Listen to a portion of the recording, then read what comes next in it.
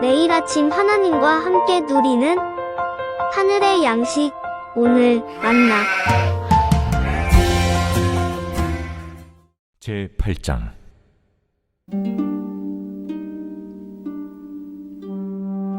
나 다니엘에게 처음에 나타난 환상 후 벨사살 왕 제3년에 다시 한 환상이 나타나니라. 내가 환상을 보았는데 내가 그것을 볼 때 내 몸은 엘람 지방 수산성에 있었고 내가 환상을 보기는 을레 강변에서이니라.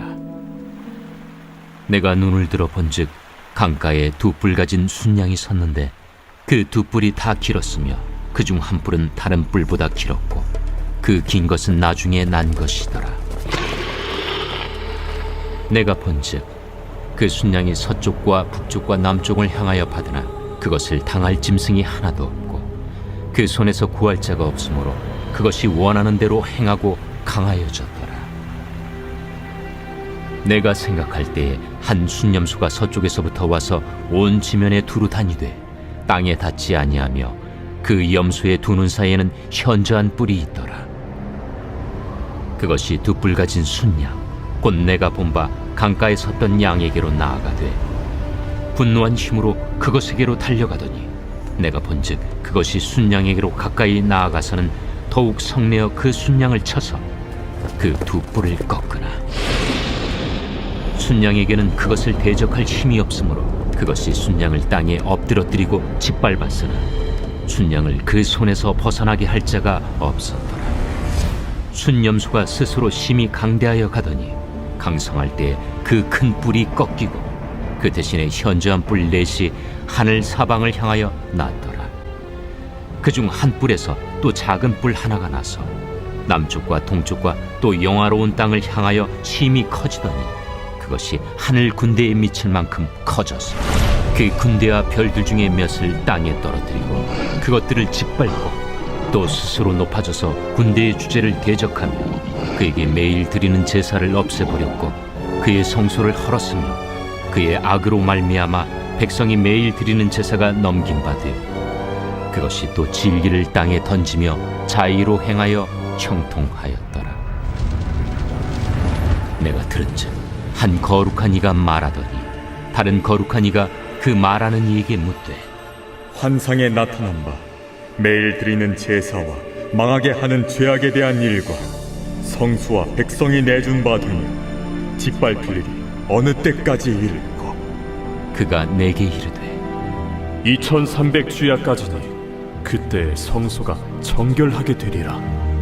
나 다니엘이 이 환상을 보고 그 뜻을 알고자 할 때 사람 모양 같은 것이 내 앞에 섰고 내가 들은즉 을레강 두 언덕 사이에서 사람의 목소리가 있어 외쳐 이르되 가브리엘아, 이 환상을 이 사람에게 깨닫게 하라 하더니 그가 내가 선 곳으로 나왔는데 그가 나올 때 내가 두려워서 얼굴을 땅에 대고 엎드리매 그가 내게 이르되 인자야, 깨달아 알라. 이 환상은 정한 때 끝에 관한 것이니라.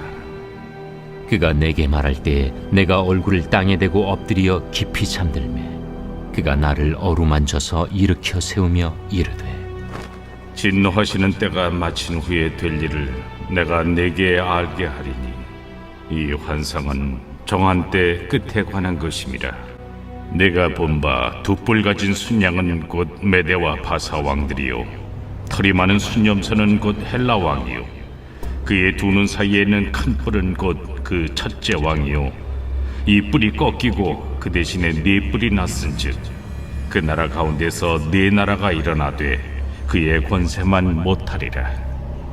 이 네 나라 마지막 때에 반역자들이 가득할 즈음에 한 왕이 일어나리니 그 얼굴은 뻔뻔하며 속임수에 능하며 그 권세가 강할 것이나 자기의 힘으로 말미암은 것이 아니며 그가 장차 놀랍게 파괴 행위를 하고 자의로 행하여 형통하며 강한 자들과 거룩한 백성을 멸하리라. 그가 꾀를 베풀어 제 손으로 속임수를 행하고 마음에 스스로 큰 체하며 또 평화로운 때에 많은 무리를 멸하며 또 스스로 서서 만왕의 왕을 대적할 것이나 그가 사람의 손으로 말미암지 아니하고 깨지리라. 이미 말한 바 주야에 대한 환상은 확실하니 너는 그 환상을 간직하라. 이는 여러 날 후의 일임이라. 이에 나 다니엘이 지쳐서 여러 날 앓다가 일어나서 왕의 일을 보았느니라. 내가 그 환상으로 말미암아 놀랐고 그 뜻을 깨닫는 사람도 없었느니라.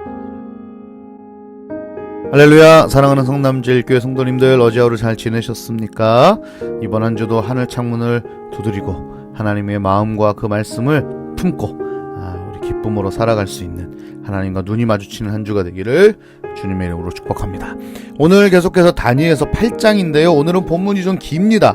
1절부터 27절까지 있는 말씀을 좀 같이 보겠는데, 다니엘이 이제 보게 되는 환상에 대한 얘기를 합니다.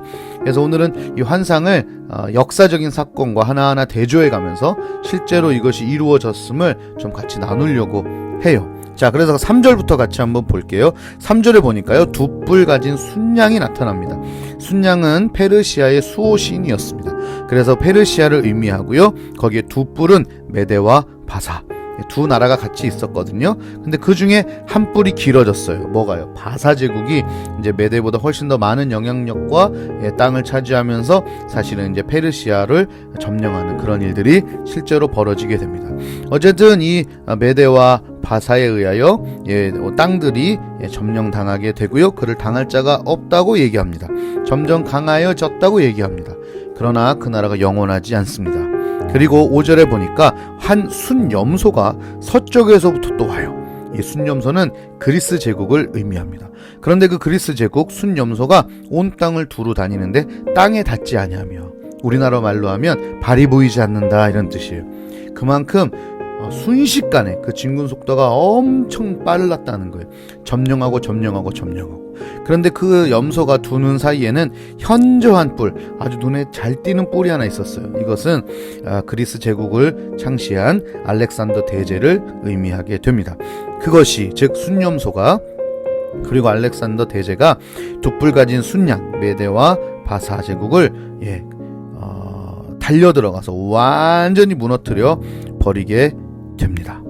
그래서 실제로 이제 7절에 보면 그 얘기가 나오죠. 두 뿔을 꺾고 짓밟고 순양을 그 손에서 벗어나게 할 자가 없더라. 그렇게 강력했던 메대와 바사가 그리스 제국인 알렉산더에 의해서 무너집니다. 실제로 페르시아는 BC 335년부터 4년간 전쟁을 치열하게 치렀지만 역사에서 사라지게 되는 모습을 우리가 보게 됩니다. 자, 그러면서 이 순염소, 즉 그리스 제국이 또다시 엄청난 위용을 가지고 여러 나라들을 점령해 나가기 시작했다라고 얘기합니다. 그러다가 8절에 보세요. 심히 강대해졌다가 그 큰 뿔, 즉 알렉산더 대제가 꺾이고 죽고, 그 대신에 현저한 뿔 넷, 그 밑에 있던 네 장군이 있었습니다. 셀류쿠스, 톨레미, 카산더, 그 다음에 리시마쿠스, 이렇게 4명의 장군이 사실은 이 알렉산더 대제가 죽은 후에 그 온 땅을 4나라로 나누게 됩니다. 그렇게 4나라로 나눠서 다스리는 것을 여기 얘기하고 있습니다. 넷이 하늘 사방을 향해 났더라. 그래서 그들이 그렇게 나눠졌다는 거예요. 근데 그 중에 한 뿔, 9절에 보세요. 그 중에 한 뿔, 셀류쿠스, 그 한 뿔에 또 작은 뿔, 8째 왕이었던 안티오쿠스, 그가 남쪽과 동쪽을 향해, 즉 그리고 영화로운 땅을 향해 예루살렘을 향해 갔다는 거예요.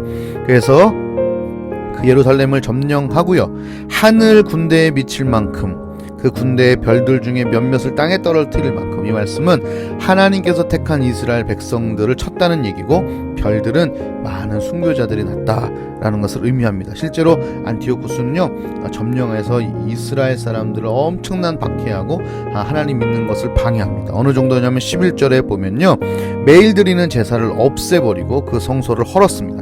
실제로 건물을 헐지는 않았습니다만 제사를 없앴어요. 매일 드리는 성전 제사를 폐지하고요, 심지어 하나님께서 절대로 바치면 안 된다는 부정한 제물들만 모아서 거기 성전에서 막 예배드리고 제사드리고, 그러면서 이스라엘 전체의 신앙생활을 아주 강력하게 방해했던 왕이기도 했습니다. 심지어 12절에 보면 그 왕이 형통했다, 이렇게 표현해요. 그러나 그 형통은 자기 스스로의 가진 능력의 형통이 아니라 하나님의 계획 속에 있는 일시적인 형통이었고, 결국은 형벌을 받게 되는 형통이었겠죠. 자, 근데 그가 어느 정도까지 이렇게 이스라엘을 괴롭혔는가? 13절에 봅니다. 그랬더니 물어봐요. 언제까지냐? 라고 물어봤더니 2300주야다 라고 얘기해요. 2300일 정도. 우리가 6년 정도 되겠는데요. 실제로 BC 171년에 이 안티오쿠스가 예루살렘을 침공하게 되고요.